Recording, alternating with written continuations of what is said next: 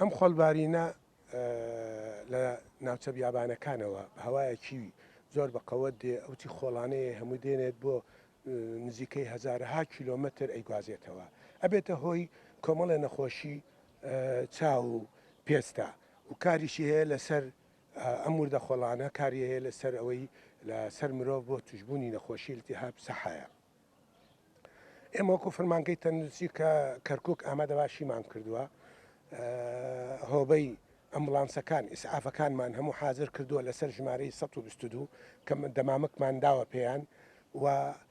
تەنسیقێکی باشمان لەگەڵ دایری مرور و دایرەی کە کەشناسیە هەبووە بۆ ئەوی خاستن دایرەی مرور بۆ ئەوەی کاتێک کە خۆڵبارین هەبوو شۆفێرەکان ئاگادار بکەینەوە بۆی گڵۆپەکان هەڵکەن و بە خێرایەکی کەم سایرەکان لێ بخۆڕن لەناو شاردا و ڕێگەشمان بۆ بکەنەوە بۆ ئیسعافەکان بۆی نەخۆشەکان بگەینە نەخۆشخانەکان. هەروەها بەشی دەرمانسازی دەرمانێکی زۆرمان ئامادە کردووە بۆ ئەم کارانە و نەخۆشخانەکان ئامادەباشییان کردووە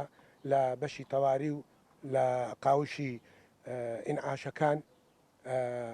سەریری جامان هەموو حاضر کردووە و پسپۆرمانداناوە لە